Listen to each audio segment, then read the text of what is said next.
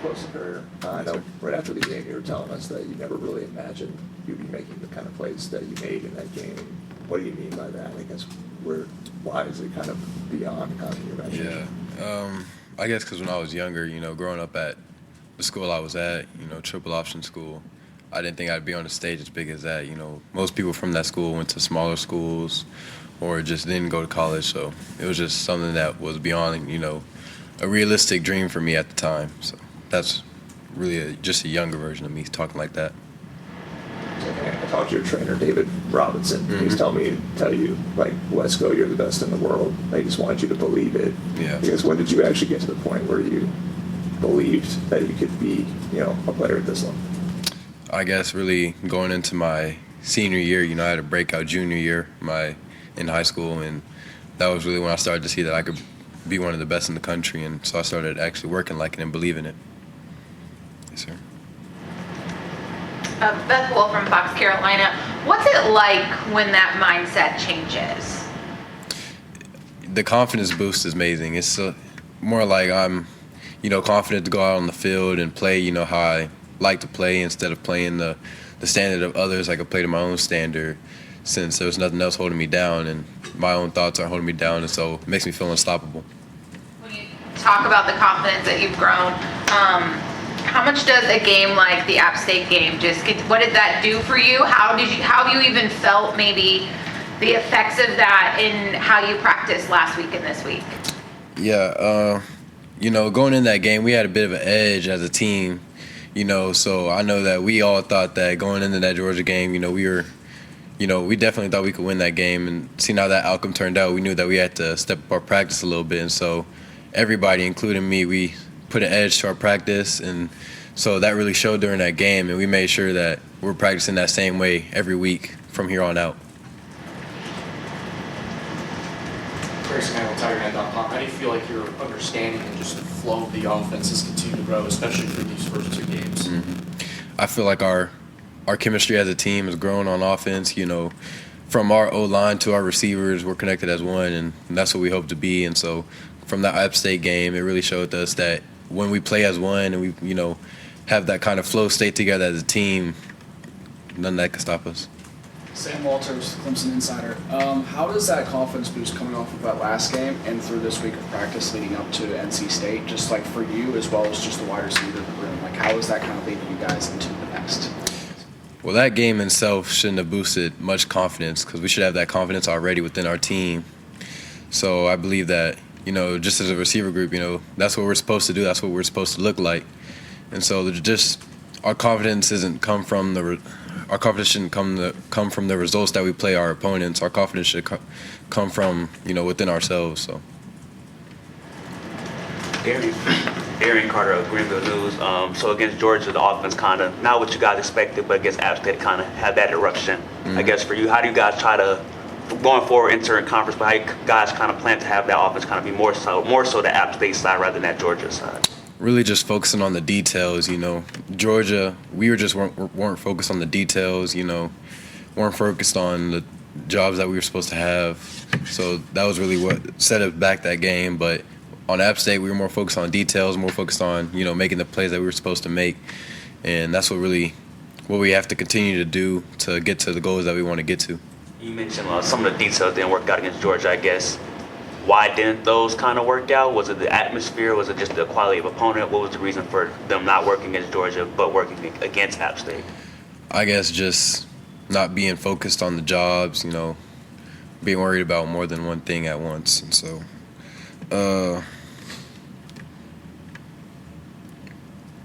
I guess we weren't just mainly detailed and just focused on the details as we were previously or now.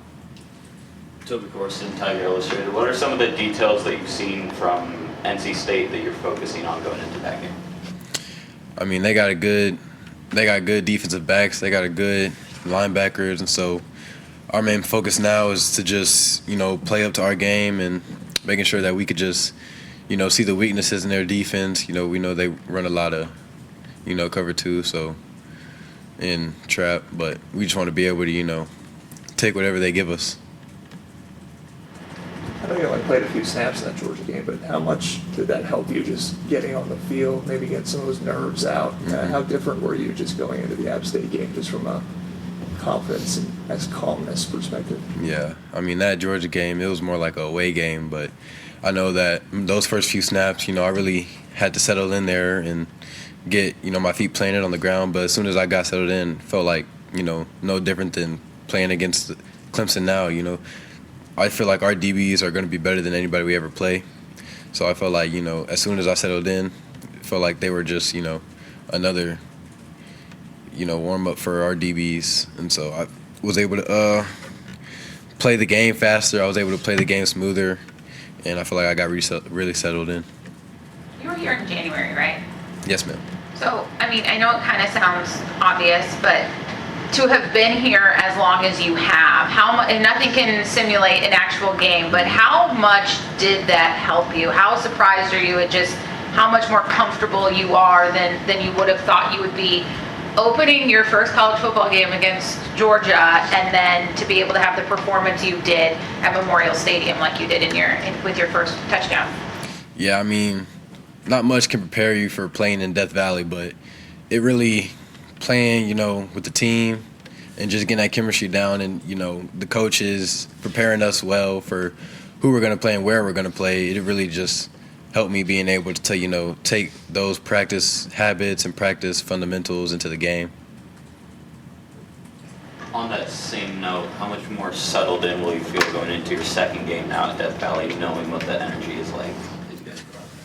Yeah, I think I'll be a little bit more aware of what's going to happen, next time someone scores. I wasn't really prepared for how loud it was going to be. But I think that, I'll be more focused in, locked in, out, and just, knowing that our opponent this week is coming in ready to, beat us. So we as a team really got to be, on our toes and ready to fight back and close this game out early. Can you tell us about that experience, all of the fireworks, the cannons, you got to run into the student section, which is personally the coolest part. Just what was that experience like, and what was it like then to watch it back? At the moment, I kind of blacked out, so I didn't really, experience the moment live. After I probably got into the end zone, I probably don't remember much of that in person. But, going to watch it back, hearing how loud the crowd was and how the student section reacted, it was kind of just crazy experience to be, on first touchdown of the season. To open up like that is just crazy. Jason Princeton, Clemson Insider. When you say you blacked out, does that come from emotions or just more about how you focus? It could be a little bit of both, I guess. I don't really pay attention to the crowd, and I don't pay attention to, a lot of things, but also emotion. I was shocked. I was excited too. So I guess I was just, couldn't really remember much of that. I noticed your shirt. What exactly does that mean? Not sure what this means, but this is our Paw Journey shirt. So they're basically like a kind of, life after football, making sure that we're set, know what to do, like jobs, what's it called? I forgot what it's called, but when you like get a job for a little bit, I forgot what that's. Internship. Yeah, internship. My bad. That's on me. And then it's just, helping us, outside of football and outside of academics, setting us up. I was talking to your trainer, and he was talking about just it being deeper for you in terms of coming to Clemson. It wasn't about just football. Obviously, Coach Sweeney's a man of faith, and you're very big in your faith too. I mean, how much were some of those things the reasons you came to Clemson? Yeah, I mean, Clemson, that was pretty much a big part on what separated it most, because every other school, you would go there. I probably wouldn't have chose any other school other than to play football. But Clemson here, it was more than football for these people. It was about academics. It was about faith. It was about, what are you going to do if you don't make it to the NFL? And they were just, more focused on your well-being as a person, as a football player. So that was really what drove me to Clemson and what, brought me here. After your big game against App State, did your campus life kind of change, or more students kind of noticing more, speaking to you more? Like, did it kind of change your campus lifestyle at any chance? Nah, not really. I'm still, just walking about hallways by myself, no one really speaking to me. Maybe just some of the football players I see in the hallways, but nah, campus life's still the same. Talking about what drew you to Clemson, has it been everything you expected it to be? Yes, and more. Yeah, it's been a lot. All the things that they show you on the visits and show you when they're recruiting you, that's what you'll get when you're here. It's nothing any different. How much have you bonded with TJ just in these first few months?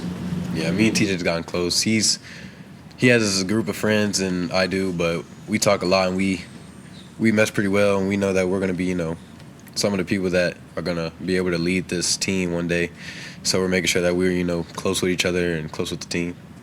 Are there ways that he's different from you, like skills he has that almost you wish you had, or vice versa? I feel like he's a lot better at me than, downfield contested catches. You'll see him like run goals all the time, and you'll think there's no way he's going to catch this, and then one hand low balls it. It's just crazy. What would you say is your biggest motivator just in football as a whole throughout your career? My biggest motivator, I don't really know that yet. I feel like I'm just playing it because I love it, but I don't really know my motivation. I feel like I'll find that out one day. Katrina Sackett for the Clemson Insider. Heading into conference play, something that you haven't been able to experience yet, how do you prepare for that?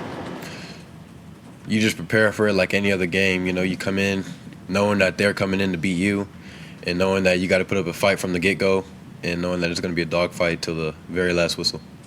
Anything you picked up from film specifically from your performance that you liked or wanted to improve on for this upcoming game? Yeah, I felt like I needed to improve on pretty much everything. I feel like I wasn't I feel like I could have scored another touchdown, stayed on my feet a little bit longer. And then I liked how I ran, liked how I, tracked the ball in the air. I used to struggle with that, so I've been working on that. So I liked how, the work that I put in resulted in, being able to help us, get downfield and be able to track that ball like I did. You said they play a lot of cover 2, I think you said. Yeah. What are you noticing from that? How do you prepare for that? What is the secret? You just, knowing that DBs are going to try and widen you. So you just got to be prepared for that and prepare, being able to attack that DB and making sure that you don't get, bullied, because it's very hard to, beat a cover 2 DB. So you just got to be prepared for that. Griffin Barford with Clemson Sports Media. How has the leadership in the room, guys like Antonio and Adam, kind of helped you with the transition from going from high school to football, especially at a big school? Yeah, ever since I got here in January, Antonio and Adam have been a big help to me. They've been, best leaders I've had. And I know Coach Sweeney told us that, last year Tone, kind of wasn't up to par like he was his freshman year. And so he made big improvements since then, and you could see it on film, and you could see it in the game on how much he's made those improvements, and he's even better at leading us. I ask him questions all the time about plays and advice, and he'll give me good answers. And I like to watch Tone and take what he does and kind of copy a little bit. And he's just one good person to watch. And then Adam's just one of the hardest workers on the team. You'll see him sprint every play, to the end of the end zone. And he's just, always wanting to find extra work and do more every day. Anna Grace with Sports and Culture. Your last game was the first of many. A lot of exciting things. You said you kind of blacked out the moment. What are you hoping to carry into this next game against NC State? I'm just hoping to carry it in a fast start, explosive plays, and just, a bunch of yards, bunch of points. Any questions for Bryant virtually? Hey, Bryant, this is Chapel Fowler of the State. Saw you weigh in at, I think it was 182 at the big weigh-in. Can you just kind of take us through where you were at weight-wise when you first enrolled, and how you got up to that number, and kind of how you did that and how that process went for you? Yeah, so I came in, weighed in at 165, and so I was not big at all. I wasn't necessarily weak, but, I wasn't up to par with everyone else. And so, I came in, went straight to work, got with Megan, focused on eating, got meal plans, and then just started to try and gain weight, just focus on gaining weight, focus on lean mass too, not just any type of weight. But and going into that weigh-in, I knew I was a lot heavier, but I didn't know I was gonna be like almost 20 pounds heavier. So that's been a big accomplishment for me, knowing that I'd never been able to gain weight like that in my life. What's kind of the end goal there? What would you like to weigh? I don't really have an end goal yet, but I guess whatever I can perform best at. So if I could perform best at 205, I'll get there. If I could perform best at 195, it's whatever I can get to. How much have you bonded with Kate Klubnik as being a fellow Texas guy? Is there any of that? And Kate's just got a personality easy to bond with, easy to be around. So, he's been one person that I'd like to be around. Jokes around a lot with me, and he's just fun man to be around. And we hang out pretty often. He invites us to dinner. We'll hang out a lot. Where does he take you guys to dinner? One time we went to Outback, and I think he took some of the receivers out to this place in Greenville, but I wasn't able to go, unfortunately. But yeah, he hangs out with the receivers a lot, built a bond with us. Anyone else? All right. Thank you, Brian. Thank y'all. Good time, man.